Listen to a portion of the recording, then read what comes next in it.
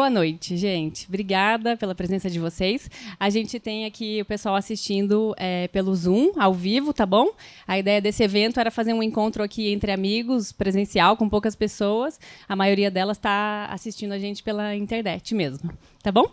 E a gente está aqui com a TV Economista, então depois desse debate vai ser amplamente repercutido. Vamos gravar e disponibilizar no YouTube para todo mundo assistir o debate depois. Tá legal? Eu vou fazer uma breve apresentação das pessoas, dos nossos especialistas aqui hoje. Então, a gente tem o nosso presidente Pedro Afonso, perito em economia e finanças, nos âmbitos judicial, extrajudicial e arbitral, consultor especializado em recuperação e reestruturação de empresa, facilitador em cursos e workshops para economistas, contadores, administradores, advogados, magistrados, empresários e executivos em disciplina das áreas de economia, finanças e gestão. Foi presidente do Sindecom de junho de 2014 até janeiro de 2022 e é o nosso atual presidente aqui do Corecon São Paulo. O nosso apresentador do debate de hoje, senhor Luiz Gonzaga Beluso, professor titular do Instituto de Economia da Unicamp, formado em Direito e Ciências Sociais pela USP, pós-graduado em Desenvolvimento Econômico pela Comissão Econômica para a América Latina e Caribe e doutor em Economia pela Unicamp. Foi secretário de Política Econômica do Ministério da Fazenda e de Ciência e Tecnologia de São Paulo, fundador da FACAMP, Faculdade de Campinas, e conselheiro da Fundação de Amparo à Pesquisa do Estado de São Paulo, a FAPESP. É autor de livros, como Os Antecedentes da Tormenta, Ensaios sobre Capitalismo do Século XX e coautor do Depois da Guerra, Luta pela Sobrevivência da Moeda Nacional, entre outras obras. Senhor Roberto Macedo, PhD em Economia pela Universidade de Harvard, professor e ex-diretor da Faculdade de Economia da USP, ex-secretário de Política Econômica do Ministério da Fazenda, ex-presidente do IPEA e consultor econômico e de ensino superior. O nosso conselheiro, Luiz Paulo Rosenberg, PhD em Economia, no governo foi assessor do ministro Delfim Neto e do presidente José Sarney. Na academia, foi professor da Universidade de Brasília e do Instituto Tecnológico da Aeronáutica. É professor visitante da Vanderbilt University. Pertenceu a vários conselhos, dentre os quais Suzano, Nestlé e BBVA. Foi diretor e presidente do Corinthians, é atualmente sócio da Rosenberg e membro aqui do Corecon São Paulo. Eu vou passar a palavra, então, primeiro para o nosso presidente, Pedro Afonso, que é o coordenador aqui da mesa, que vai coordenar os nossos especialistas, tá? Eu agradeço a todos os da mesa, professor Beluso, professor Macedo, professor Luiz Paulo, conselheiro Luiz Paulo, e também a todos os que estão nos assistindo, seja aqui presencialmente, seja via internet, ou aqueles que vão ver este pequeno debate na TV Economista. Eu nunca posso deixar de mencionar, quando temos o mês do economista, a grande luta de brasileiros que há 7 décadas, 8 décadas, 9 décadas, buscaram um aprimoramento no estudo da ciência econômica com o primeiro curso de Ciências Econômicas, que completa este ano 90 anos, na Fundação Escola de Comércio Álvares Penteado, e, ao mesmo tempo, aqueles que lutaram pela legalização, pela regulamentação da profissão de economista. Porque, a partir do exemplo dessas pessoas, como cidadãos, como profissionais, é que nós estamos aqui e podemos nos orgulhar de ser economistas. E me orgulho mais ainda deste mês do economista de 2022, em que nós vamos tratar de assuntos tão importantes para a sociedade brasileira e para a humanidade de um modo geral, como é o caso de política, justiça, ética, meio ambiente. Para não tomar mais tempo, eu passo a palavra ao professor Beluso, que vai fazer uso dela e fazer a exposição de hoje. E depois vamos aos debates com os professores Luiz Paulo e Roberto Macedo.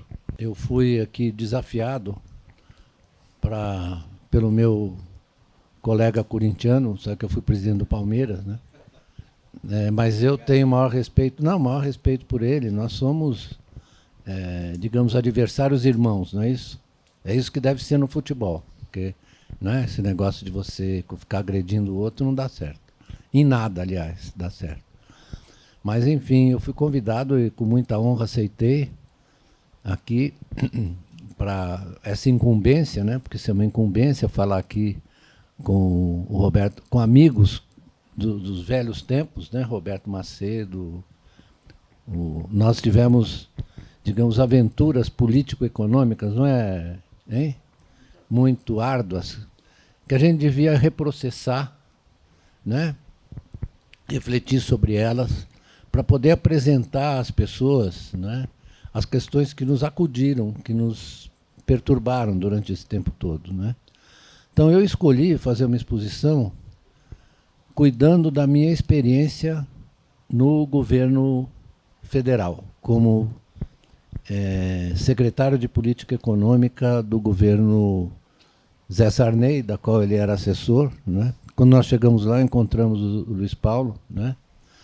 O ministro era o Dilson Funaro, que infelizmente meu amigo também que morreu. Mas eu quero tratar disso não de uma forma, digamos, para explicar e justificar o que eu fiz, mas para falar exatamente das dificuldades que a gente tem na execução da política econômica, né? Porque é uma coisa muito mais complexa do que você discutir o modelo estocástico de equilíbrio geral. Muito mais complicado, não é isso? Porque você tem várias dimensões, várias influências ali. Por exemplo, né?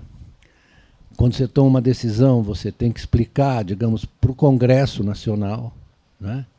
Essa explicação é uma explicação muito delicada, porque você precisa levar em conta as visões e os interesses que estão lá representados, né?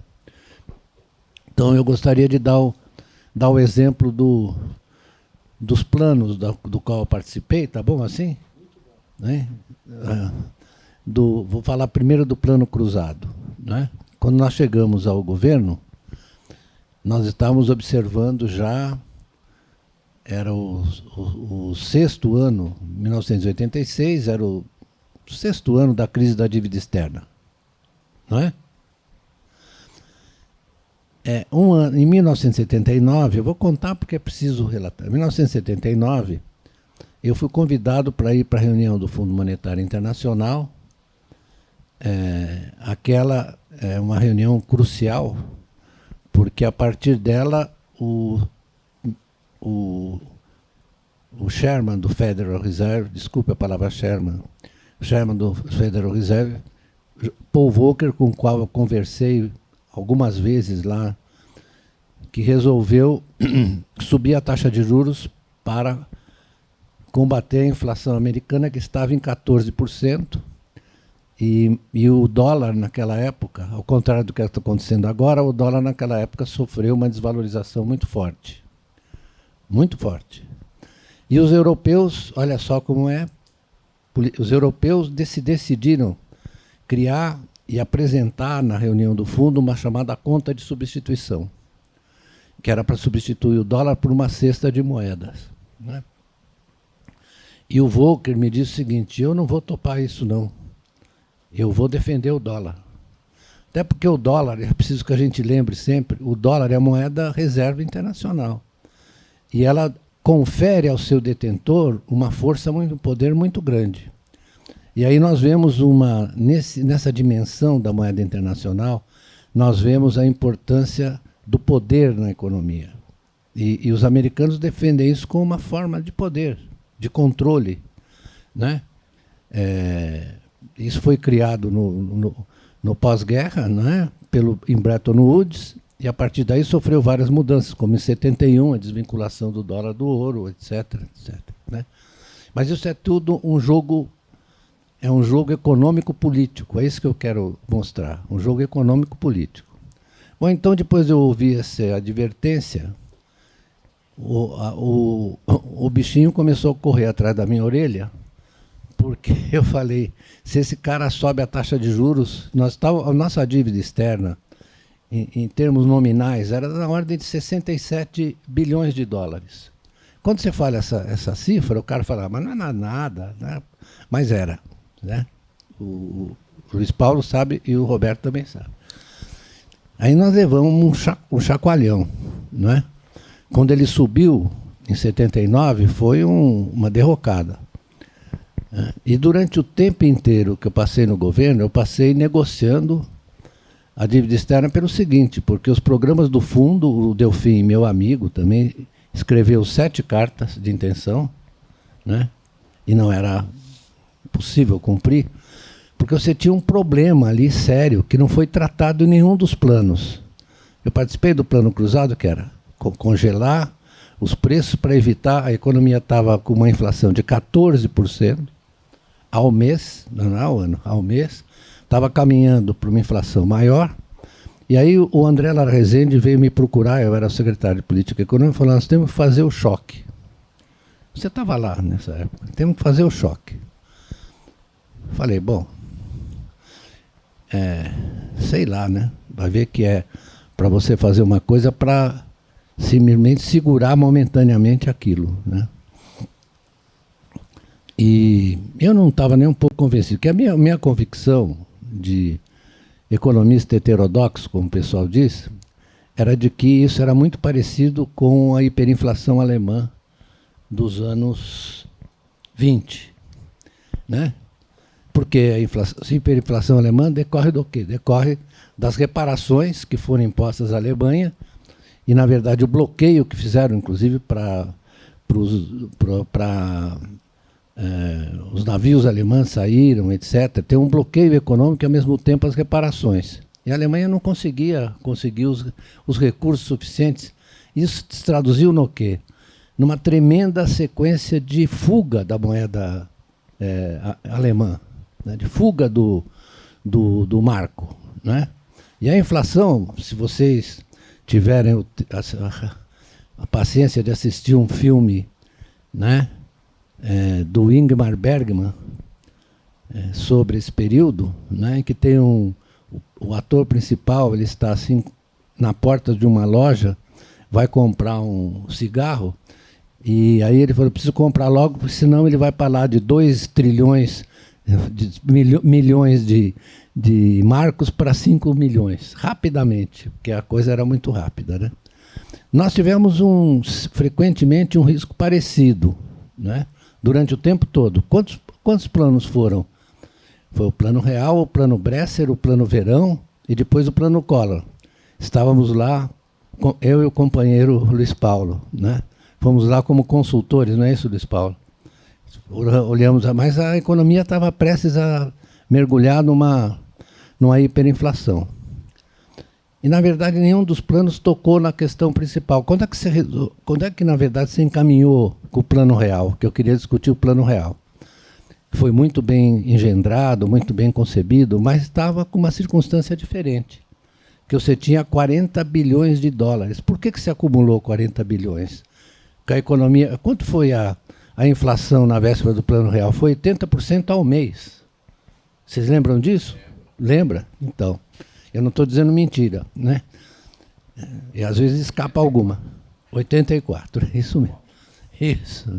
Então, eles contavam com 40 bi de reservas, e eu sempre digo para os meus amigos que participaram, porque eles dizem, não foi o RV, porque você articulou, você coordenou o aumento de preço, mas não foi o RV, foi a ancoragem no dólar. Que no decreto, as pessoas, para falar de direito e economia, no decreto do Plano Real estava dito o seguinte, o Banco Central se compromete a trocar $1 por R$1. Está escrito no decreto, certo? Que pouca gente presta atenção nisso, mas isso foi importante. Por quê? Por que é importante? Porque isso nos ensina que nós temos moedas e moedas. O real não é uma moeda conversível, certo? A moeda é uma moeda inconversível. Ou seja, eu já perguntei várias vezes para os meus amigos que ficam falando, eu ouço todo mundo, né? Porque a gente precisa ouvir, é fundamental se ouvir. Que não sei o quê, que não sei o que lá, que precisa, o Pércio Arida me falou, precisa decretar a conversibilidade do real. Eu falei, mas como é que vai fazer isso? você precisa saber, imaginar que os outros aceitem. Então eu perguntei, Pércio, vem cá, você vai você já viu um importador francês e um exportador inglês denominando a sua transação em reais? Vocês acham que isso acontece, não? Ou acontece? Ou você chega, por exemplo, lá no guichê do aeroporto de Frankfurt. Eu gosto de falar Frankfurt porque eu tenho admiração pela escola de Frankfurt, que é outra coisa. Mas você chega lá com uma nota de R$100, você acha que a mulher vai trocar, não? O que ela vai fazer? Ela vai chamar o guarda a dizer que você está querendo passar a perna nela. Falsificou o dólar. Não, aliás, eu preciso contar uma história da Argentina, porque a Argentina está outra vez numa crise cambial. Mais uma. Certo? Eu assisti várias. Não é que eu seja tão velho. 80 anos é velho, né? Bem velho. Mas assisti várias. Tive lá várias vezes. Eu era amigo do Maquiné. Você se lembra do Maquiné? Era amigo dele. Ele, coitado, ficava desesperado. Mas a Argentina tem um defeito fundamental. Ela não tem moeda. A moeda argentina é o dólar. Tanto que a tentativa do cavalo, você se lembra disso? Do plano cavalo de conversibilidade, era fazer 1 por 1. Vocês se lembram disso? Dos anos 90. Né? E o Maquiné me convidou para ir lá conversar. Eu falei, Maquiné, eu acho que esse negócio não vai dar certo, né? Porque a menos que você tenha segurança de que não vai ter um déficit muito grande que você tem que cobrir, não vai ser possível. E o que aconteceu em 2000, aliás, depois da crise, você teve a crise durante os anos 90, quantas crises você teve? Crises monetárias na periferia. Você teve o México, isso, teve o México em 94, né? Lembra disso? Você teve a Asiática em 97, 98, depois teve a Rússia, como você mencionou muito bem, né? Grécia, e teve o Brasil. O Brasil, foi aqui. É isso, né? Não, eu só quero contar isso porque para contar a complexidade desse fenômeno e porque não era simples você resolver a hiperinflação brasileira, a ameaça, com aqueles planos de estabilização. E, no entanto, aí eu preciso contar a história inteira. Quando nós fizemos uma reunião em Carajás, você se lembra disso? Né? Eu não estou dizendo, não vou dizer nada que seja despiciendo em relação ao ex-presidente com quem eu trabalhei, que eu respeito, né? O Sarney. Na reunião de Carajás, nós fomos lá para tentar colocar uma espécie de amarração com arame no plano cruzado. Né? E aí eu quero ligar com um episódio que aconteceu quando nós chegamos a Carajás, né? Que é muito expressivo. Né? Nós estávamos num micro-ônibus, o Luiz Paulo acho que não estava lá. Nós estávamos no micro-ônibus, estava toda a equipe econômica, estava o ministro, estava o Sarney. E quando nós passávamos pelas minas, os trabalhadores estavam saindo, estavam no final do dia, né? E quando eles viram o Sarney, porque o plano cruzado provocou essa euforia, né? De preços controlados, preços baixos. E nós fomos lá para discutir a fragilidade do plano e tal. Aí levanta-se assim, na janela do ônibus levanta-se um trabalhador e grita assim, Sarney, você é Deus. Aí eu falei, estamos ferrados. Aí não vai ter jeito, né? Mas aí tá, eu estou falando, aí na reunião houve muita insistência assim de manter como estava, a gente falou que estava fragilizado, etc. Já que a gente está discutindo política e economia, eu estou tentando fazer uma narrativa em que a economia, a política afeta a economia, porque, na verdade, essa separação entre as disciplinas, ela é importante para você aperfeiçoar os instrumentos, para você fazer as discussões, mas como são ciências da sociedade, elas têm que levar em conta as outras dimensões, e a política é inarredável. O que você vai fazer? Você vai dizer que, não, como às vezes os caras falam, então é melhor eliminar o Estado. Você eliminar o Estado, você cria o Estado robesiano, de todos contra todos. Você tem que ter o Estado pelo menos regulador, que ele estabelece as regras dentro das quais o mercado vai funcionar. E a política é inafastável. Por quê? Porque a nossa vida é política em várias dimensões. Não é? É política em várias dimensões. Quem viveu dentro do governo, né, teve essa experiência e tem que contar de uma maneira honesta, correta. Eu, por exemplo, né, recebia sempre, antes dele morrer, conversava muito com ele, o Roberto Campos, que é uma pessoa com a qual eu não concordava, mas aliás, ele teve, assim como eu fui seminarista dos jesuítas, ele foi seminarista também, né? Então, ele tinha aquela cultura humanística que me agradava muito, ele falava muito comigo, né? E ele me dizia, olha, vocês estão arriscando uma coisa. O Roberto Campos, sabe, participou da reunião de Bretton Woods, vocês sabiam? Sabiam? E ele me disse várias vezes coisas sobre isso, nós conversamos muito. Eu aprendi muito com ele narrando as conversas de Bretton Woods. Narrando qual era a conversa do Keynes com o outro americano, né, que era um sujeito também notável. Mas economia também é uma construção. É sempre uma construção, né? Construção institucional, que eu estava dizendo para o Paulo aqui, né? Se você fica apenas, digamos, na macroeconomia, nas suas relações, você perde uma dimensão que é importante, que é a dimensão institucional. Como é que se articula os vários protagonistas dessa sociedade, né? Como é que se articula isso? Isso é uma questão que a gente tem que se debruçar para responder, não é isso? Não podemos deixar isso para os gregos, né? Nós temos que nos responsabilizar por isso e falar dessas questões. À medida que eu fui ficando mais velho, eu fui aumentando a minha modéstia em relação à minha capacidade. Porque a gente tem que aprender que... eu aprendo sempre que eu não sei, que o Sócrates dizia, eu sei que nada sei, né? Sócrates dizia isso.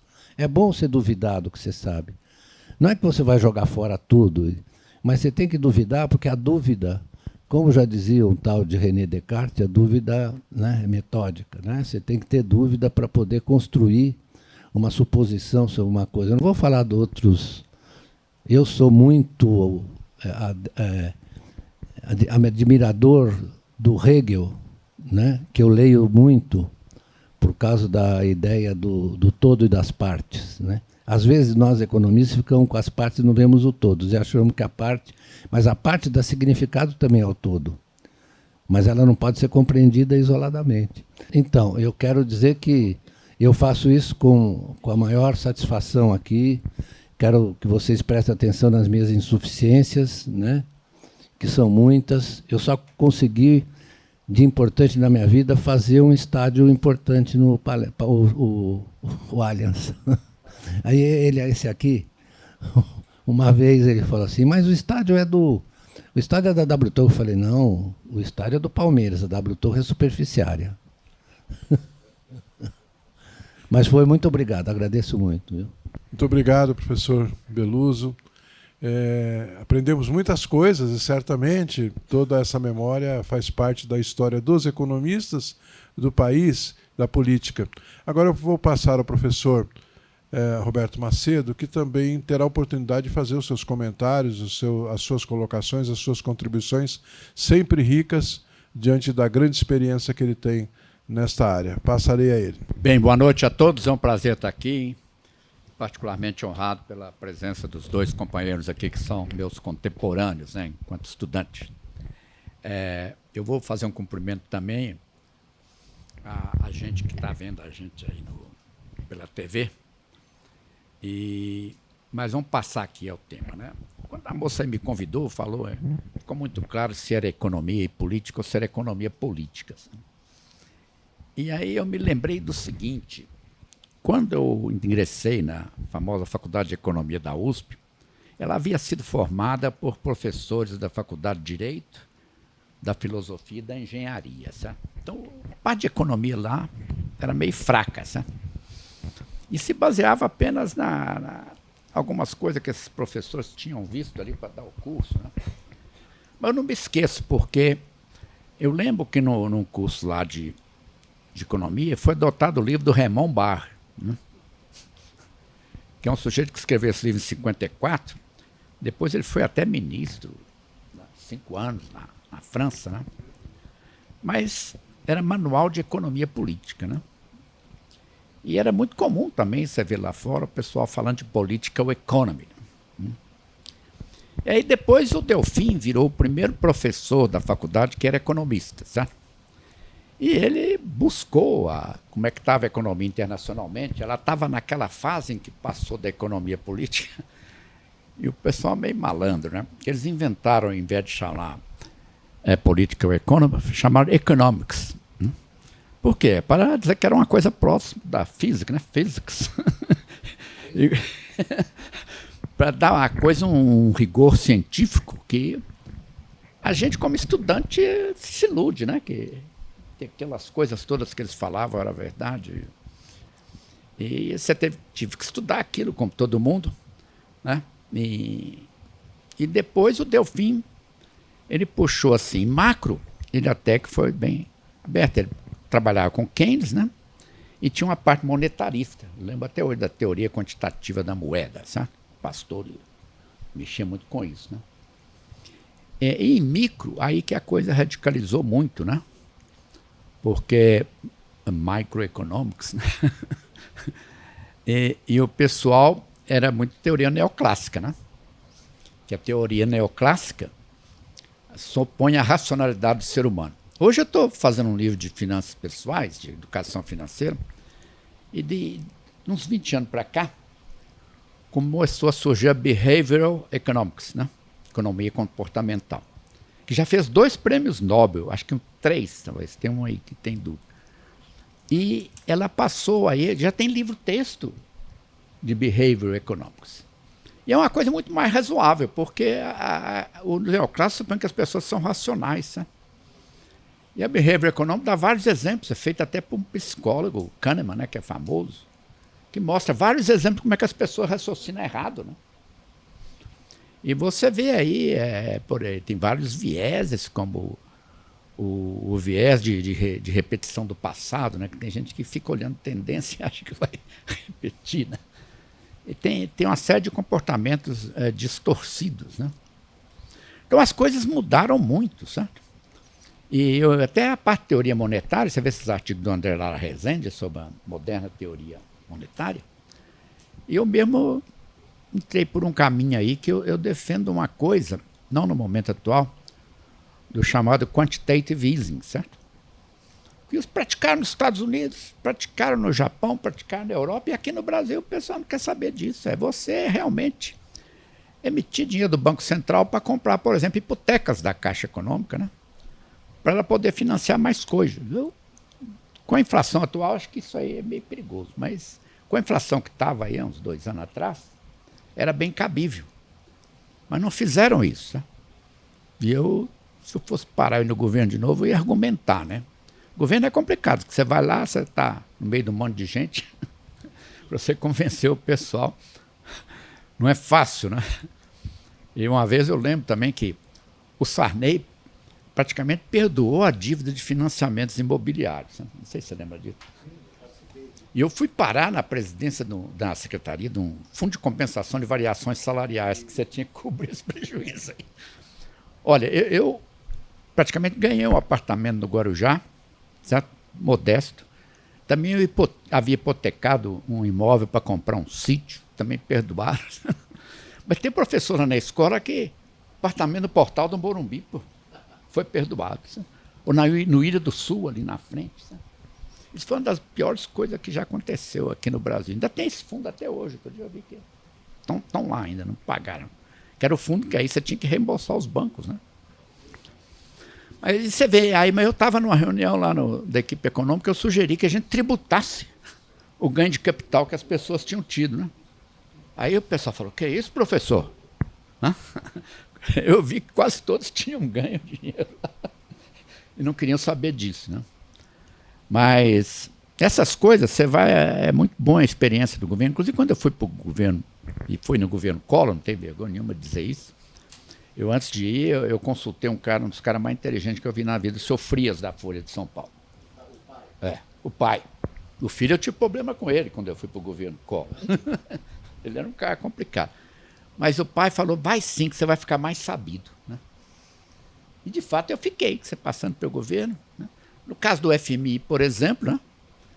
Nós fomos lá para o FMI, eu achei que ia aplicar tudo que eu aprendi no programa de PhD. Nada. Eu apliquei o que eu aprendi quando era bancário. Você chega lá e fala, eu estou precisando de uma grana, você me empresta algum? Aí os caras falam assim com você, mas o que você vai fazer para se arrumar lá, né? E tem uma politicagem tremenda, certo? Nós saímos aqui do Brasil reunindo os embaixadores dos países ricos para eles dar um toque, né, na expressão brasileira, lá nos representantes dele no fundo, para ajudar a gente, certo? Entendeu? Chegamos a Washington, o primeiro lugar que nós fomos, não fomos no FMI, nós fomos secretário do Tesouro americano, para ele também ajudar a gente, né? Aí nós levamos aquela carta de intenções, de falar com quem manda.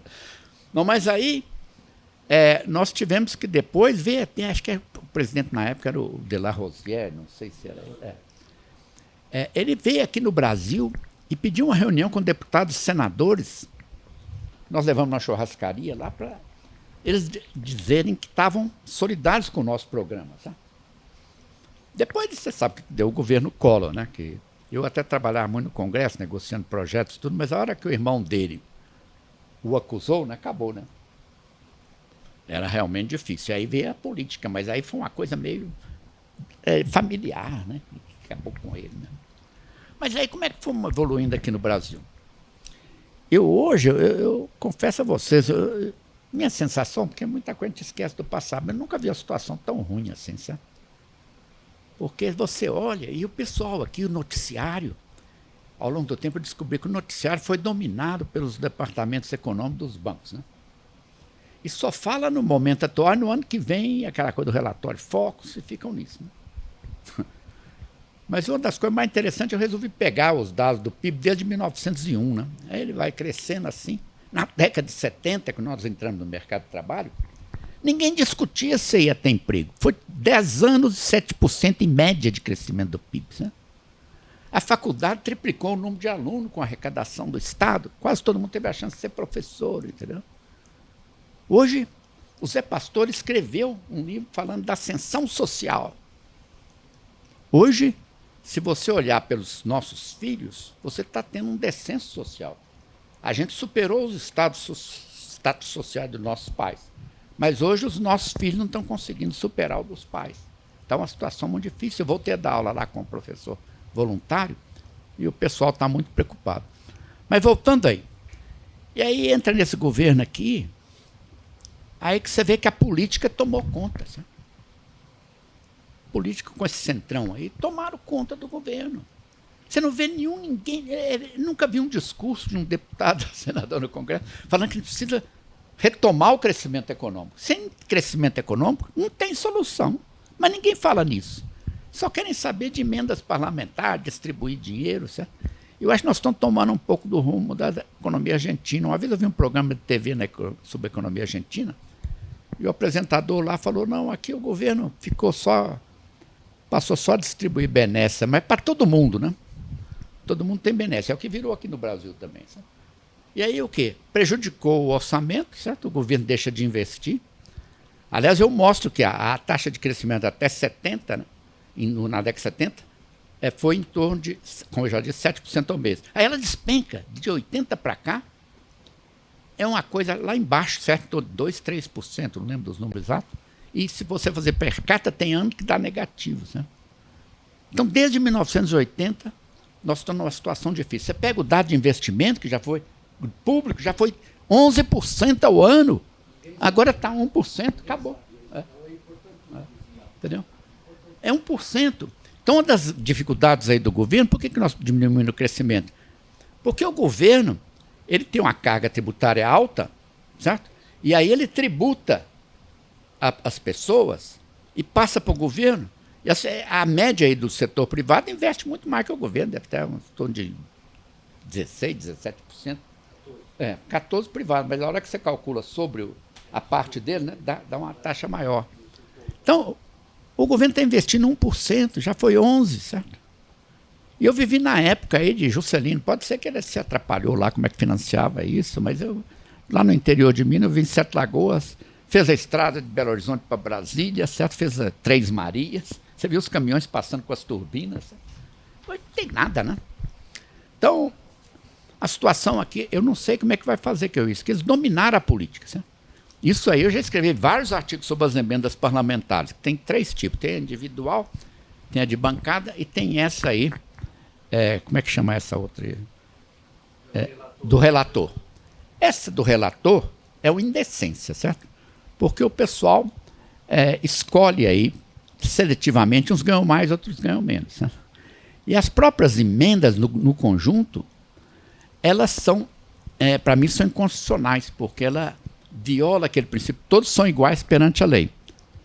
E os candidatos a deputado que têm emenda, eles estão tendo um financiamento que os favorece em relação àqueles que não são incumbentes.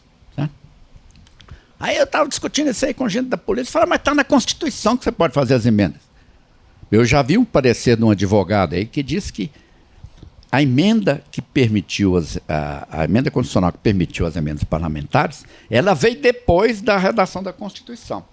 Então, é um artigo secundário, ele tem que submeter as cláusulas pétreas, certo? Que foram violadas. E a causa pétrea básica, todos são iguais perante a lei. Você acha que você... Eu já fui candidato a deputado. Você não é igual coisa nenhuma. Nem por coisa que eu falo palavrão aqui. Eu descobri lá que você ser eleito é de tarde, né? Porque eu já estava na segunda eleição, que para você ser eleito, você depende muito dos prefeitos, que precisam ser alimentados com verbas e coisas do tipo. Né? Eu tinha um colega lá do interior de Minas que trabalhava no Ministério do Planejamento e ele aprendeu a distribuir verba para as prefeituras e se elegeu deputado federal. Sabe? Não tem mais voto de opinião. Veja os economistas. Sabe? Delfim Neto, no fim, não foi eleito. Marcinto também acho que desistiu de tentar o voto de opinião. Não tem mais voto de opinião, não, certo? Roberto Campos e Delfim foram os últimos aí. Não tem mais economista lá dentro. Eu não conheço mais ninguém. A Conceição. Foi, né? Mas hoje, sei lá. Como é que você vai arranjar dinheiro para prefeito? Aliás, na minha última eleição, eu conversei com o Covas, ele falou, vou te arrumar uns prefeitos. Mas aí ele morreu. Foi a candidatura. Aliás, você precisa falar com sua filha, hein? Quantos prefeitos ela tem? Que é uma coisa realmente complicada. Mas voltando aí. A situação é tão complicada que, por exemplo, se alguém me chamasse para trabalhar num plano de governo de candidato, eu não aceitaria mais. Porque eu já trabalhei com o Serra, o Serra foi para o governo do Estado. Trabalhei com o Alckmin. Lá na Associação Comercial, nós uma vez fizemos um plano para todos os candidatos. Né? Mas os candidatos, você vai trabalhar com eles, eles leem uma coisa assim, não põe isso aí não, porque pode me comprometer em termos de votos. Né? Realmente, sai um plano meio fajuto. E você nota, nem o Bolsonaro, nem o Lula querem abrir o jogo no que eles vão fazer, certo? Porque eles têm medo de falar alguma besteira, né? Então não tem plano nenhum. Você vai 2 candidatos aí que você não sabe o que vai acontecer. Você só julgar por o passado que eles têm. Aí não é muito, recomenda muito, né?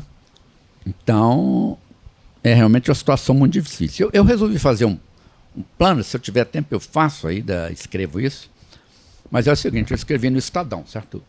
O plano eu tentei adaptar aquela coisa que está muito em moda aí do ESG para a parte macro. E meu plano teria, assim, as seguintes características. Né? Ele enfatizaria muito o crescimento econômico, sem isso não tem salvação. Ele seria ambientalmente sustentável, pregaria a questão do meio ambiente. Ele seria socialmente inclusivo. Certo? Seria também a efetiva governança governamental. Qual é a governança que você tem hoje em Brasília? Acabou. Não tem governança nenhuma. Qual o governo do Bolsonaro? Não tem nada, sabe o que é. Teria também maior inserção internacional, que nós esquecemos disso, né? E você precisa arrumar a sua indústria para ver se você consegue melhorar aí. Aliás, outro problema que tem no Brasil, a indústria está indo para o buraco. E, finalmente, e é que eu acho mais importante, teria que ter uma participação da sociedade cobrando do governo. Todas essas federações de indústria, de comércio, tudo, e a sociedade como um todo, devia se organizar para cobrar do governo. Então, a sociedade é que precisa de um plano para cobrar do governo. Né? Porque o pessoal não dá nem bola. Preste atenção, olha no Congresso. Você vê alguém fazendo um discurso sobre crescimento econômico? Não existe, certo? E nem por distribuição efetiva de renda.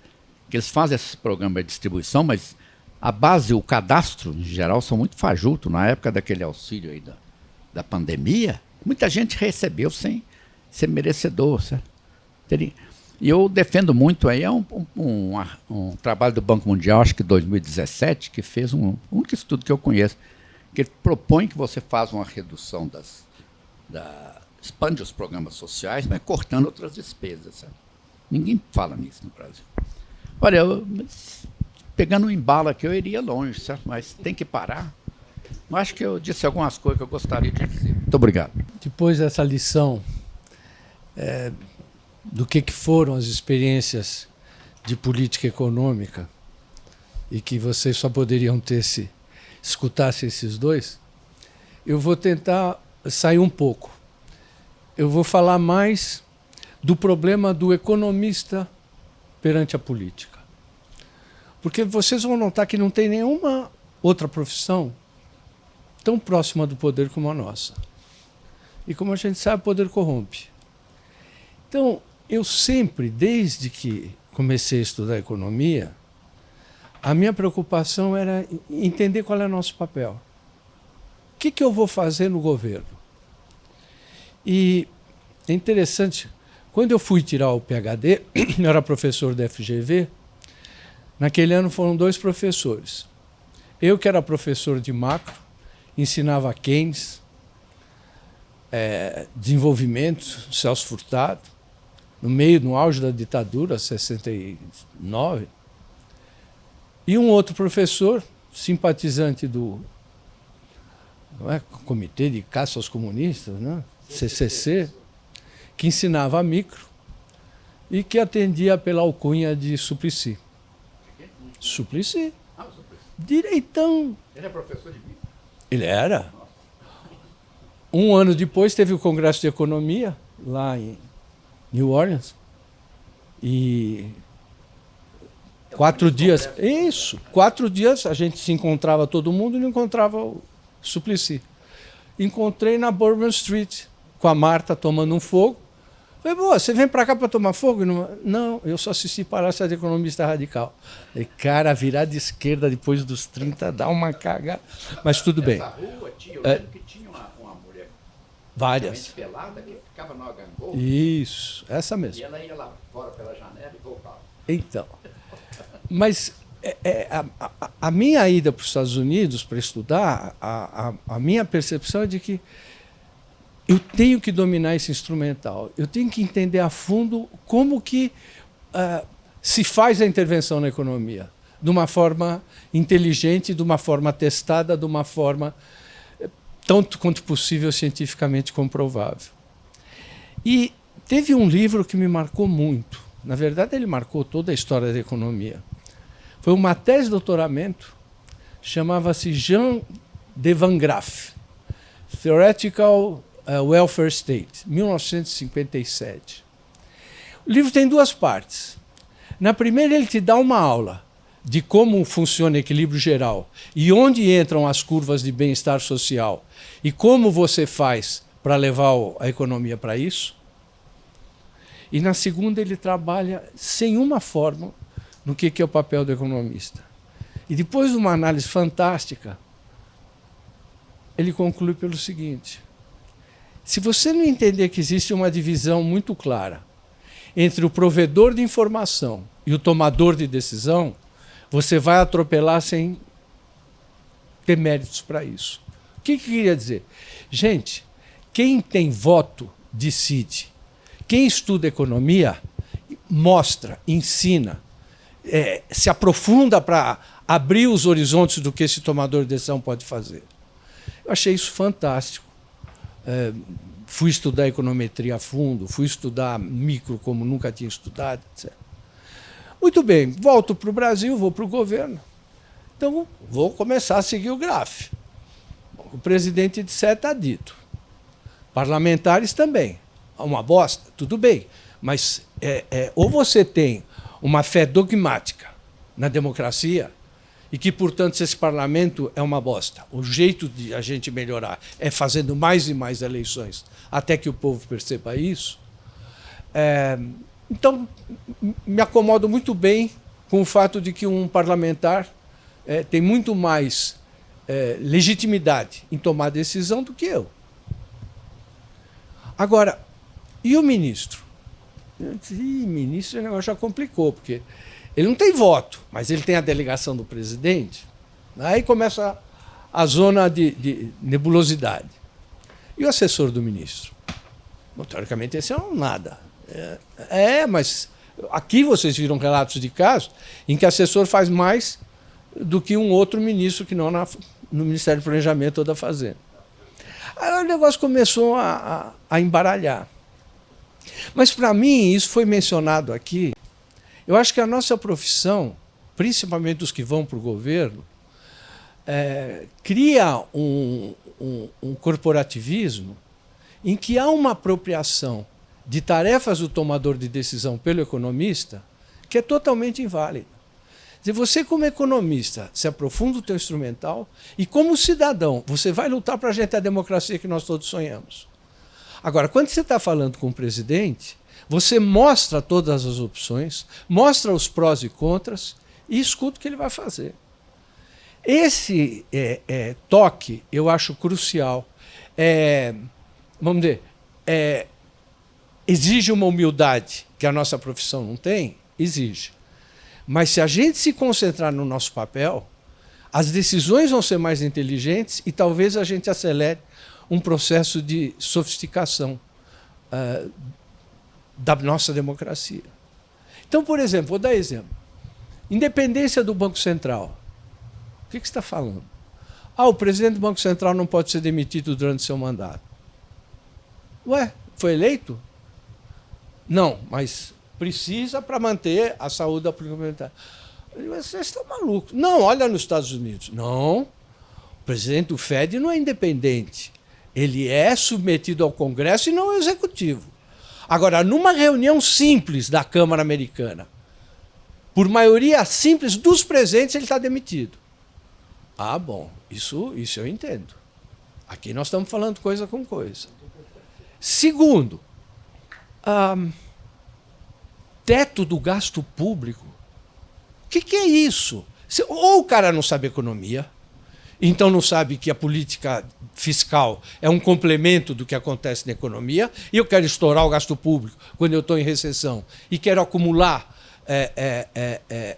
potencial de gasto quando eu estou em expansão e dar espaço para o setor privado, ou esse cara não entende democracia. Porque como que pode uma lei imposta pela lógica econômica, pela elite do país, interferir na democracia desse jeito? Pois o papel do parlamento é exatamente fazer esse debate. Eles não têm competência. Tá bom, e o meu PhD é que me dá a competência para fazer isso. Eu digo, eu sou contra, mas se eu tivesse que escolher um executivo do governo federal que não pudesse ser demitido, seria o chefe do controle de epidemia. Porque esse cara não tem nada a ver com política, esse cara estudou a vida inteira, e eu não quero que um babaca vá botar esse cara na rua porque ele não quer recomendar algum tipo de produto químico aí maluco. Mas nem isso eu acho. Eu acho que realmente o processo de aprendizado da democracia passa por ter um presidente tacanho que você elegeu e que hoje tem 20%, 25% só de popularidade. É assim que a gente aprende. Não tem outro jeito. E a democracia só fica forte quando tem um idiota contestando a legitimidade dela e perguntando por que não um governo forte. Então, essa separação é importante, porque senão nós estamos ajudando, nós economistas, a referendar o arbítrio. Não, democracia é democracia. Eleito pelo povo, eleito pelo povo. E nós vamos meter a cara nos livros, entender direito, mostrar o que são as opções e, como cidadãos, tomar posição. Como fez o Corecon, assinando o documento de defesa da democracia na semana passada. E eu queria ilustrar isso aqui para vocês com 3 casos. Um da minha experiência na ditadura e 2 na Nova República. Na ditadura, vocês se lembram, estourou a guerra Irã-Iraque. O Brasil consumia 400 mil barris por dia e produzia 100 mil.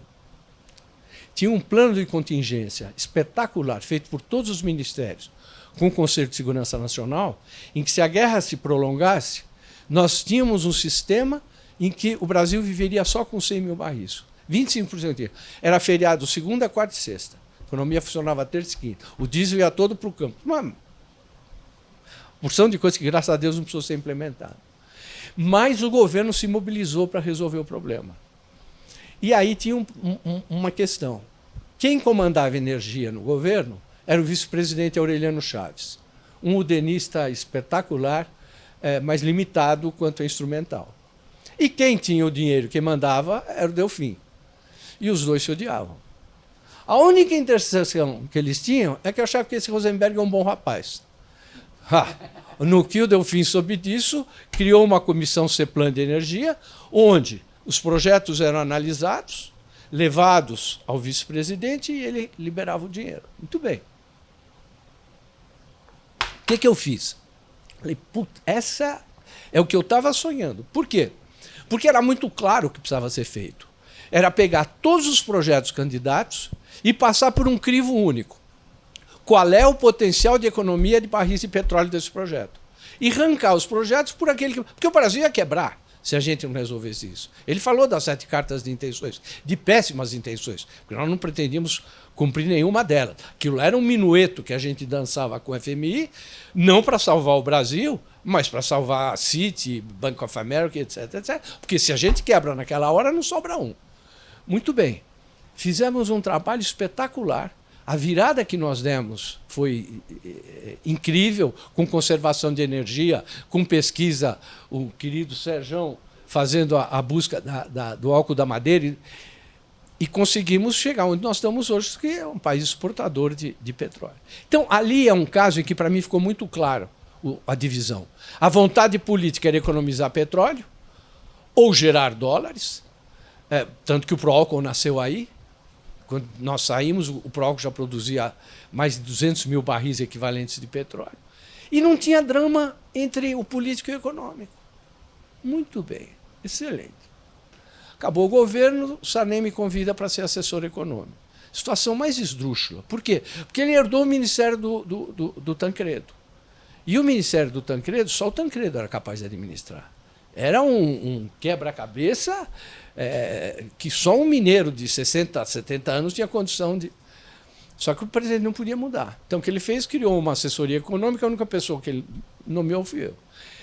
Bom, quando eu assumi lá, o Beluso lembrou, disse, escuta, não adianta querer combater a inflação se você está com questão no FMI, calote na dívida externa, déficit descontrolado. Arruma tudo isso, mas não vamos cuidar da indexação.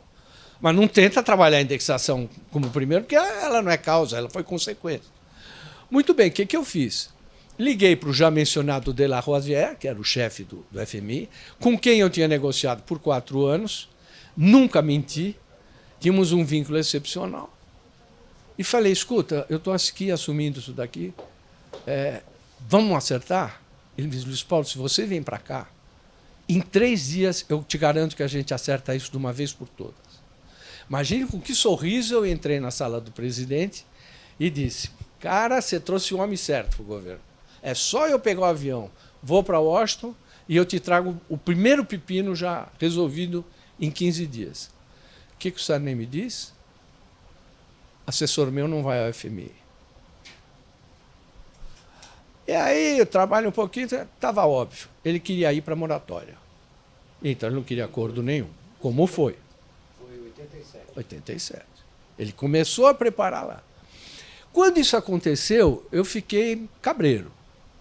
Mas eu fiquei cabreiro, fui para o quarto, pensei, falei, mas peraí, e o Graff lá que se aprendeu? Ele está te dizendo o seguinte, eu estou fazendo uma escolha política de mostrar a dignidade do Brasil. Eu acho que chegou um momento em que nós vamos dar um basta. E se você vai lá, você está querendo uma solução tecnocrática para um problema que eu politicamente quero resolver definindo a liderança do Brasil na América do Sul. Eu pensei, falei, não concordo porque esse babaca não está levando em consideração que vai ser o sofrimento de uma moratória e por quanto tempo isso vai durar. Mas tudo bem. Agora, o que pouca gente sabe é o seguinte, eu cheguei no governo ainda com o Tancredo na UTI. E logo depois que eu cheguei, o presidente convocou uma reunião, eu, o presidente, e o João Sayad. Porque o verdadeiro pai do Plano Cruzado é o Sayad.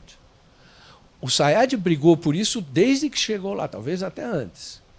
E nós fizemos uma primeira reunião e eu disse, aliás, um drible da vaca no ministro da Fazenda, que era o Dornelles, que era sobrinho do Tancredo, que estava sendo marginalizado. Eu não falei, não, nem me pede para conversar sobre isso a sério, porque eu tenho um diploma, registro no Corecon, não, sabe? Eu não posso conversar sobre reajuste real de salário, gasto público, congelamento de preço, juro real negativo. Sai, isso aí desde o Hammurabi, que a gente sabe que dá merda. Não. Só que veio a substituição. E o Dilson era uma pessoa humana maravilhosa e um visionário.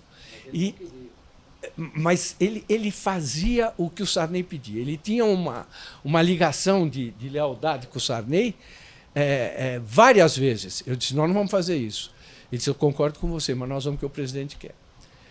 No dia que fizemos a reunião, Dilson, João, presidente, e eu, obviamente, deu 3-1. E eu falei, agora não. Espera aí, essa eu não tenho que engolir. Por quê? Mas a vontade política. Não, pera. Se eu sei que o que vai ser feito vai dar uma merda colossal, eu tenho que marcar a posição. Então, o que eu fiz, falei, muito bem, presidente. Para fazer merda, você não precisa um PhD do seu lado. Estou liberado. Se eu pedir demissão em outubro de 85, eu disse, tudo bem, mas você sai na semana entre Natal e Réveillon, que nada, ninguém lê jornal. E se você der uma declaração durante o ano que vem sobre isso daqui, eu te pego. Nunca mais, nem para minha mulher eu contei que ia ter o diabo do Plano Cruzado. Ali, eu acho que eu fiz a coisa certa. Ou seja, eu não vou sabotar a vontade do político, eu não vou contar. Mas eu tenho que dar um sinal para a sociedade de que alguém que tinha algum respeito profissional até então não concordava com um negócio daqueles. E sabe o quê? Quando estourou e deu tudo aquilo, internamente, aquela satisfação, está vendo?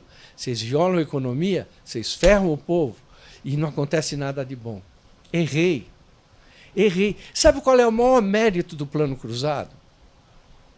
Pela primeira vez foi mostrado que o povo quer, acima de tudo, estabilidade de preço, que é o Deus que o Beluso se referia.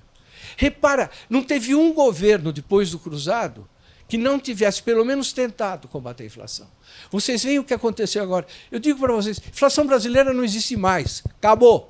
Esse juro maluco que a gente praticou extinguiu. Vocês daqui para frente vão ver taxa de inflação na margem, rodando lá para 6, 5, 4. Acabou. Por quê? Porque se tem uma coisa que o economista sabe fazer é combater a inflação. Dá porrada que você resolve. É a coisa mais simples. O que você está vendo nos Estados Unidos é que o bom senso te recomenda trabalha com 2 objetivos e faça o menor sofrimento possível. E não. Quanto você acha que precisa de juros? 5? Bota 10. Vai derrubar a inflação? Garantido. Agora, o desemprego que você vai gerar, o salário real que não cresce há 2 anos, não, deixa isso de lado. O que eu quero dizer é o seguinte, mesmo na hora do Cruzado, que pode ser considerado um grande fracasso, ele fez a coisa mais importante, que foi conscientizar o político de que demanda existe, sim, prioritariamente, para a estabilidade de preço. Então, o que eu queria transmitir para os jovens economistas é isso. É uma delícia ser economista no governo. É uma experiência quase tão gostosa quanto Palmeiras e Corinthians, né? Mas Põe o Atlético no meio. Vamos botar o Atlético Botar. na Conceição. atrás, vai. Um companheiro. Ah, certo. Mas, do mesmo jeito que no futebol, nem ele nem eu nunca escalamos o time, não se mete na decisão política. Deu o melhor de si para mostrar opções. Se queima no governo defendendo aqueles argumentos que você usou. Mas quando você perder, você sabe que é assim mesmo tem que ser. Porque você não foi ungido pelo voto. E se a gente começar a duvidar da democracia, nós sabemos onde nós vamos parar. Muito obrigado.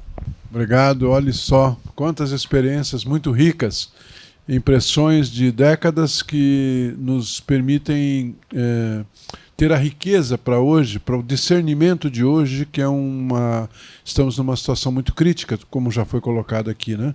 Mas a gente até tem divergências. O meu amigo Luiz Paulo aí, vou ter uma divergência com ele sobre o plano cruzado, sabe? E que, na verdade, me permitiu comprar todos os móveis da minha casa quando eu fui me casar. Aí você vai me dizer, mas casar foi bom para você? Essa vai ser a sua pergunta. Mas estamos aqui. Deve ser, né? 36 anos já, então não posso reclamar. Eu gostaria de saber se temos perguntas aqui da plateia ou se temos o conselheiro Haroldo da Silva quer fazer uma pergunta. Bom, uma honra estar aqui com uma mesa especialíssima como essa. Estudei muito artigos de todos eles aqui nos grandes jornais, livros também. Eu queria fazer uma pergunta de cunho geral, né, e aí quem quiser fique à vontade para responder. Eu queria fazer uma específica para o professor Beluso. E também pode ter comentário dos outros colegas aqui. Professor, eu vejo que na sua obra, de uma forma geral, o senhor avança muito para o entendimento para além dos economistas. Karl Menner, outros sociólogos, não fica só na economia. Filósofos, etc., são colocados também na cesta de argumentos que o professor utiliza para se expressar. Eu queria perguntar, continua sendo fundamental voltarmos aos clássicos, e não só aos clássicos economistas, para sermos bons economistas, entendermos uma realidade que é complexa, que é para além da nossa economia? Essa é a pergunta principal. E a outra que eu deixo para a mesa, por favor, é a seguinte. A gente está falando de política e economia de uma forma geral. A gente observou que, por exemplo, no governo Dilma, por vários problemas, questões políticas e outras mais, mas a economia acabou sendo fundamental. 2 anos seguidos de uma depressão profunda foram colocados com objetivos que aí cada um tem a sua forma de avaliar, mas ali a economia acabou influenciando, movimentando as ruas e a política. Os senhores acham que aquele tipo de evento pode voltar a se repetir de uma forma ou de outra na sociedade brasileira? Acho que qualquer um dos que estão aqui na mesa poderia responder essa pergunta, mas também é uma questão da minha formação, né? Eu respeito muito as minhas origens. Então, como eu fui seminarista dos jesuítas, a primeira coisa que eu estudei foi com o padre Lima Vaz, foi filosofia. Então eu já fui para a faculdade de Direito, né? Muito interessado, por exemplo, em filosofia do direito, na sociologia do direito. E eu fui cultivando isso. Isso é uma coisa que nasceu comigo praticamente, né? Assim como o Roberto Campos também foi, ele, né, é seminarista. Mas, então, eu acho que, a minha opinião, é que como nasce a economia política? A economia política nasce da filosofia moral do Adam Smith. Né? O tratado de filosofia moral dele é muito importante, porque ali você tem uma espécie de resumo da visão iluminista que ele adquiriu. Ele viveu na França, né? Você sabe disso? Ele foi para a Inglaterra e, na verdade, ele era de formação inglesa, né? Então, quando ele escreve A Riqueza das Nações, ele está falando a partir da filosofia moral. O meu querido amigo Roberto Macedo falou do individualismo utilitarista, etc., né? O Adam Smith não era assim. O Adam Smith ele olhava da introspecção do indivíduo, assim, do Hume e tal, de outros, né? Então eu não posso separar essas coisas da economia, porque a economia é uma ciência humana e social. Então você tem sempre que olhar, a partir desse ângulo peculiar, você tem que olhar o conjunto de relações dentro da sociedade, né? Porque eles não são separáveis. Como ele estava dizendo, o Luiz Paulo, com grande pertinência, né? Nós temos um valor, por exemplo, construído ao longo da história da humanidade, que é o valor da democracia, da liberdade. E a liberdade está inscrita lá entre os iluministas, certo? E eu acho curioso porque, se você for olhar todos os economistas, por exemplo, você pega o Schumpeter, eu vou falar aqui uma coisa que muita gente vai achar que o Marx é um pensador da liberdade. Ele foi transformado naquele negócio horrível lá da União Soviética, né? Mas o Marx, ele era um iluminista radical. Eu escrevi até um livro, não sei se você chegou a ler, chama o Capital e suas Metamorfoses. Começa com uma introdução em que eu mostro, aliás, todo mundo que estudou direito esse autor, assim como o que o Keynes era. Keynes queria saber de dar boa vida para as pessoas. É isso que ele queria. Certo? Aí você vai olhar todos os textos, digamos, ele chamava a economia de filosofia moral. Não é? Você vai olhar todos os textos dele, está permeado, está cheio dessa reflexão sobre o bem-estar dos homens. É isso. É isso que a gente, em última instância, a gente tem que tratar. Isso exige competência para analisar como funciona a economia? Exige. Então a gente tem que dedicar, como ele estava dizendo, a nossa competência para, na verdade, colocar em evidência essa necessidade da gente respeitar as outras dimensões, como ele estava falando da política, não tem? E o valor maior hoje no mundo inteiro que está sendo ameaçado é a democracia. E a partir disso é que eu faço minhas conjecturas, não é? Bem, essa primeira parte da sua pergunta a ele mesmo falou que a questão da formação dele, né, nessa parte filosófica aí é muito diferente da nossa, né? Você estudou bastante aí. Mas antes de passar a responder outra questão, sobre a questão do impeachment aí da Dilma, e se pode ter outra agora, eu me lembrei de uma coisa que inesquecível na minha vida, certo? O Tancredo, depois de escolhido, ele foi almoçar lá na Folha. E aí, conversa vai, conversa vem, alguém perguntou a ele, como é que o senhor vai tocar o governo? Ele respondeu assim, que nem um violino, eu vou segurar com a esquerda e tocar com a direita, entendeu? Essas coisas são inesquecíveis. Você não esquece uma coisa dessa. Mas sobre a questão do impeachment, eu acompanhei o da Dilma e do Collor, né? E a minha sensação é o seguinte, você tem lá o Congresso, tem o presidente, né? E começa a haver denúncias, sabe? Mas aí você tem que ver como é que você perde o apoio lá dentro. Já? O Collor perdeu naquele momento que o irmão dele foi lá e falou mal dele, certo? O objeto era uma perua, Fiat, uma coisa até miúda, né? Mas aí, se é uma denúncia de um irmão, depois ele foi até absolvido. Mas ele perdeu o apoio lá dentro, acabou, certo? O da Dilma, eu acho que tinha um problema, que ela começou a perder apoio e ela não é de negociar, certo? Então ela não negociou. E aí... Quê? Pode. Pois é. Então ela não negociou. Agora, o Bolsonaro, ele tem mais de 100 denúncias lá que podiam levar ao impeachment dele, certo? Mas nenhuma vai para frente. Por quê? Se entregou para o Centrão. E aí deu esse problema que eu me referi. Tomou conta do governo. Né? Eu mesmo escrevi um artigo na Folha dizendo que o atraso dele na aprovação das vacinas e tudo podia ser levantado como um caso de homicídio culposo, certo? Por quê? Porque morreu, teve um professor aí que aquele atraso custou 40 e tantas mil vidas. Né? Mas o quê? O pessoal lá não deixa andar.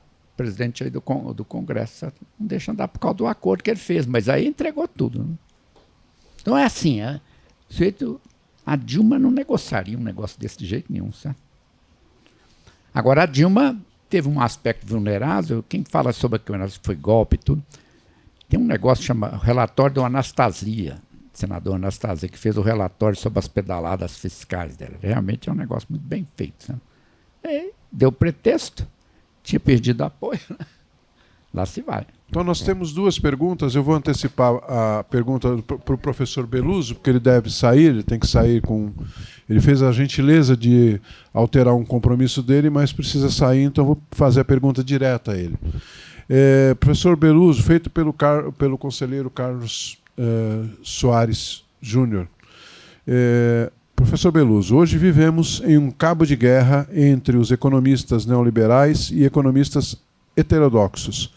Mas o meu modo de ver, o grande derrotado é a população brasileira, abandonada pela atual conjuntura. Como equilibrar esses fatores e recuperar o bem-estar para a população brasileira? Eu diria que responder de maneira satisfatória essas perguntas extrapola as minhas forças intelectuais, mas eu vou tentar fazer algumas sugestões. Né? O meu amigo Luiz Paulo aqui mencionou essa questão do teto de gastos, que numa economia que está desfalecida, está assim, fragilizada, né, isso revela o quê? Revela uma insuficiência da concepção que construiu isso, porque é como se o dinheiro estivesse numa caixinha. Né? Mas o capitalismo desenvolveu algumas instituições que permitem, como estava dizendo o nosso querido Roberto Macedo também, permite a criação monetária. Não é que você vai gastar assim a maluca, você tem que ter uma regra fiscal. E essa política fiscal e monetária associadas, elas podem, na verdade, promover aqui no Brasil um programa de crescimento econômico, que o Luiz Paulo estava falando que é fundamental.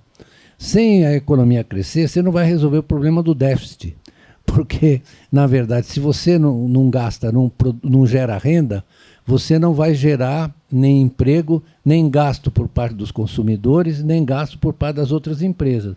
Então, a receita fiscal não sobe. Né? Agora a receita fiscal subiu, veja só como é irônico. A receita fiscal subiu por causa da inflação. O que produziu o aumento da receita fiscal foi a inflação.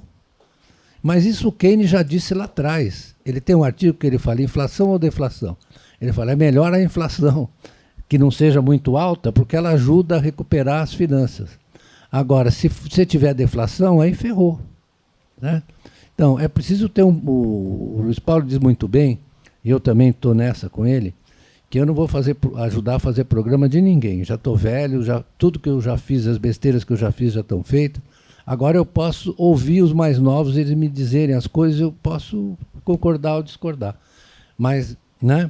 Agora, está muito claro o seguinte, o Brasil precisa de uma estratégia de recuperação da economia que envolva a recuperação da nossa indústria. Nós esquecemos de uma coisa muito séria. O Brasil tinha, em 1980, uma participação da indústria de transformação, eu posso dar dado um pouco errado, é 28% do PIB, da indústria de transformação. Se você associasse à indústria extrativa, dava 34%. Muito bem. Ao longo dos anos 80 para cá, a indústria foi perdendo participação. Hoje a participação é de cerca de 12%, 11%. Né? E, na verdade, nós não incorporamos os setores novos que surgiram ao longo desse tempo. Então, o programa de reindustrialização é muito complexo. Nós não vamos poder repetir simplesmente o passado, nós vamos ter que criar, inventar, associar a ciência e tecnologia a isso, senão não vai. Por exemplo, nós precisamos ter uma fábrica de semicondutores, que hoje é um elemento fundamental para você irrigar toda a economia e muitos serviços. Né? Então, nós precisamos, como disse bem o Luiz Paulo, nós precisamos de uma participação popular dos nossos professores, dos nossos cientistas, dos nossos engenheiros. Você tem que mudar um pouco a relação com a economia, não só os economistas, nós temos que criar instituições que sufragam e apoiam os programas. Nós já tivemos um exemplo disso, eu sempre gosto de dizer, com um sujeito muito simpático chamado Juscelino Kubitschek. O que ele fez? Criou os grupos executivos. Lembra disso? Grupos executivos da indústria automobilística, grupos executivos da indústria de máquinas, naval, isso. Isso, na verdade, convocava o quê? Gente para opinar. Né? Porque não pode ser, se você quer a minha opinião, os economistas têm um papel muito importante, mas não só pode ser um conjunto de tecnocratas, só tem que... Eu me lembro muito bem, por exemplo, das pessoas que trabalhavam no grupo executivo da indústria automobilística. Eu conheci um deles que cuidava do setor de autopeças. Foi muito importante, porque você troca opiniões, você divide as coisas, sabe? Então, ele fez essa pergunta, eu respondo de uma maneira muito modesta, porque é preciso você ter muita qualidade para responder de maneira mais complexa. Mas o que eu digo é isso, o que eu vejo é que o Brasil abandonou essa coisa que o Luiz Paulo falou. Quer dizer, você tem que construir uma participação política dos indivíduos, dos cidadãos, para que eles possam opinar corretamente sobre a economia. Obrigado, professor Beluso. Existe mais uma pergunta que foi feita aqui a ambos, eu acrescento uma minha. O Mário Torres, economista, está perguntando, gostaria de saber dos participantes o que mudou nos economistas da academia ou de mercado na atualidade, que não conseguem, como no início do governo civil após a ditadura, liderar uma linha de críticas e políticas econômicas atuais. Os economistas ou a academia não produzem mais teses ou não existem mais economistas idealistas como os que se produzia naquela época. A minha pergunta é um pouco diferente, mas eu gostaria de, como estamos falando de política e falamos de instituições, a não ser que a minha avaliação esteja incorreta, me parece que as instituições estão cada vez tomando mais força na sociedade brasileira, influenciando o mundo político, não de forma definitiva. Queria saber dessas organizações sociais, das corporativas, dos trabalhadores, das empresas, qual o papel delas na política e em relação à economia. Olha, eu queria dizer a vocês, vou dar o exemplo do pós-guerra, né? Em que você construiu o Estado do Bem-Estar Social. Aquilo foi uma construção institucional, certo? Que era chamado capitalismo contratual. Por exemplo, os alemães, o que eles fizeram? Criaram a participação dos trabalhadores no Conselho das Empresas, que é chamada economia social de mercado, né? Criado pelo alemão Ludwig Erhard. Né? Os alemães foram muito criativos, mas isso se espalhou também pela França, pela Itália, né? Que foi o período de esplendor das economias capitalistas de mercado. Né? É verdade, se você for olhar o desempenho delas e comparar com o desempenho, por exemplo, das chamadas economias da cortina de ferro, aquilo foi um desastre. Eu sempre digo isso, o pessoal de esquerda não gosta, mas foi um desastre, porque foi uma inadequação total, uma coisa que coartou a liberdade das pessoas, não foi eficiente. Eu fui à Rússia, eu vou só contar para terminar. Eu fui à Rússia em 1989 apresentar, eu era secretário de Estado aqui, de Ciência e Tecnologia, fui apresentar uma feira de produtos brasileiros. Você não acredita que eu fui convidado pela Academia de Ciências da União Soviética para ter uma conversa com eles. Sabe o que eles me perguntaram? Olha, nós temos um estoque aqui de invenções, de criações tecnológicas, etc. Como é que nós transferimos para o setor privado? Sabe o que eu respondi para eles? Consulte os americanos. Eles riram. Eu vou ter que ir, peço licença. Olha, eu queria dar um toque um pouco mais otimista aqui. Eu não concordo que essa nova geração de economistas está perdendo qualidade, ou estamina, ou engajamento social. Não tem nada disso, não. Onde houve uma deterioração é nos quadros dos políticos. Uma coisa muito paradoxal, porque todos nós temos que reconhecer que as instituições democráticas só se robusteceram. E, na verdade, nós vamos ficar devendo esse favor, essa dívida para o Bolsonaro. Porque ele testou a integridade do Supremo, a mobilização do Exército para um golpe, a desmoralização do Congresso de todos os jeitos. E eles só saíram todos reforçados. E esses últimos manifestos mostram isso. Então, eu acho que só está faltando uma prática democrática mais autêntica. Então, não pode ter fundo para político, não fazer campanha, não pode ter emenda secreta, nada disso. É por aí que a gente tem que atacar, mas não pela qualidade dos economistas. Eu acho que essa moçada que está saindo é muito melhor do que eu. A gente tem aquela história que o diabo é sábio não porque é diabo, mas porque é velho. Então, fazendo uma mistura dessa moçada com a gente, dá para fazer coisa muito boa. E a outra coisa é achar que esse conflito ortodoxo-heterodoxo é um conflito bolsonaristas contra lulistas. Não é nada disso. São duas formas de encarar o problema. Enquanto para o ortodoxo você tem que maximizar a eficiência da economia e que haja uma mobilização para ver uma distribuição de renda mais justa, o heterodoxo diz, cara, olha o que está acontecendo, vamos começar a falar de distribuição de renda e o que der para fazer na eficiência a gente faz. Óbvio que os dois estão errados e os dois estão certos. E nós temos que achar essa trilha no meio. Essa trilha passa por aperfeiçoamento de projetos. Então, como é que eu faço em relação à minoração do problema do racismo? Bom, se você perguntar a solução puramente ortodoxa, neoclássica, é educação. A educação vai levar o quê? 2 gerações? Então, numa situação como essa, um neoclássico tem que assumir, não, vamos fazer cota mesmo, vai ter que ser na porrada, porque foi na porrada que se chegou até essa situação, chegou a hora de pagar. Isso é que eu acho bonito. E eu não acho que na nossa comunidade essa clivagem seja tão radical como é na política. E a gente fica, tá aqui, ó, eu e o meu heterodoxo, a gente se conversa há 40 anos. E busca desenvolver mecanismos cada vez mais avançados de chegar. Agora, é engraçado, eu acho que existe um clima de pessimismo em relação à perspectiva da economia brasileira que eu não compartilho. Veja, em vez de chorar que o investimento público diminuiu, eu comemoro que a responsabilidade por fazer foi transferida para o setor privado através de concessões e de privatizações, que está fazendo um trabalho brilhante. Quem se lembra o que era rodovia nesse país há 15 anos atrás? O que era descer a serra da imigrantes? Que não tinha imigrantes, você descia pela lancheira. Era acidente o tempo todo. Olha o que é hoje.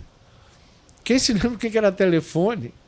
Então, é aplaudir que o setor privado está conseguindo fazer essa compensação e focar naquilo que é governo. Vai cuidar da distribuição de renda. Que governo de esquerda foi esse que a gente teve por tantos anos e não propôs tributação de dividendos? É uma das economias mais injustas do mundo e dividendo não paga imposto. Juros sobre capital próprio não paga imposto. Agora, a empresa paga um catatal de imposto. Baixa aqui para ficar mais barata a mercadoria e pega de quem tem que pegar. E faz uma tributação progressiva. Isso está em Friedman, caramba, não sou eu que estou inventando. Então, é um falso dilema esse de esquerda e direita. O governo mais fascista que nós temos foi o primeiro que teve coragem de propor, como o Paulo Guedes fez, vamos tributar dividendo. Então, vamos deixar essa pataquada de lado, vamos tornar as instituições, a operação da democracia cada vez mais legítima e vamos juntar cabeças e produzir, vamos dizer, produtos que o político queira consumir.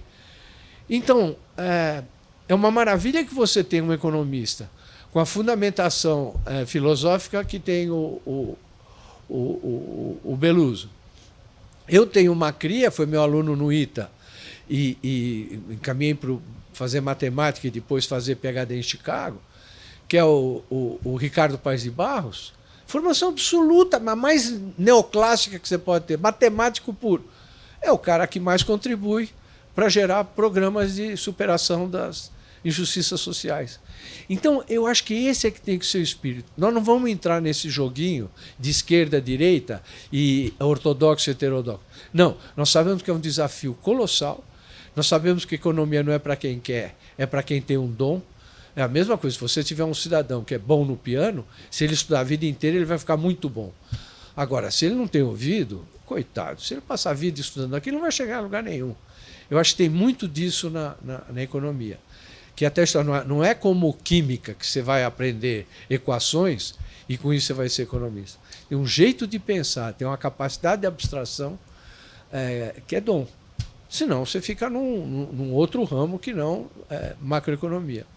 Mas eu acho que o país está evoluindo como instituição, eu acho que o papel do setor público e privado está ficando cada vez mais claro, e com toda a lamúria sobre a desindustrialização, caramba, o que a nossa produção de produtos primários, seja mineral, seja agrícola, cresceu, a tecnologia que tem embutida nela, a tecnologia que tem hoje na nossa soja, é muito maior do que a automobilística jamais teve. E o que tem ainda por explorar, o que tem lá na plataforma continental, nós nem imaginamos. E o dinheiro que tem para ser ganho, preservando a Amazônia em vez de destruí-la, pode se tornar uma das maiores riquezas dentro de 5, 10 anos.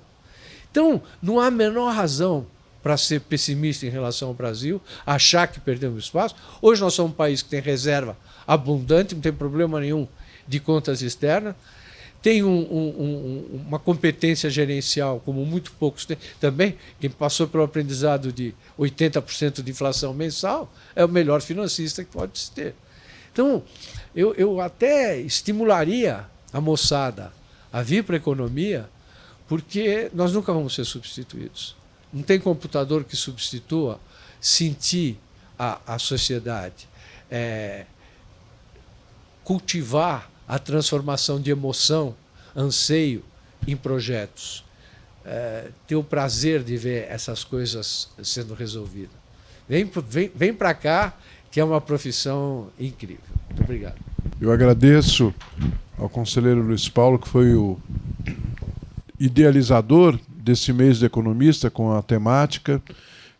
Agradeço aqui a colaboração também da equipe do Corecon São Paulo, Denise, assessora de imprensa, Júlio, gerente executivo e todos os demais. E vou encerrando por aqui, já que não temos outras perguntas, e estando muito satisfeito com esse primeiro dia, pela qualidade daquilo que foi produzido. E espero que nas próximas semanas contemos com colegas economistas, estudantes, professores aqui no auditório ou nos assistindo via internet, via Zoom ou no nosso canal no YouTube. Muito obrigado a todos e vamos continuar muito felizes, muito alegres por ser economistas.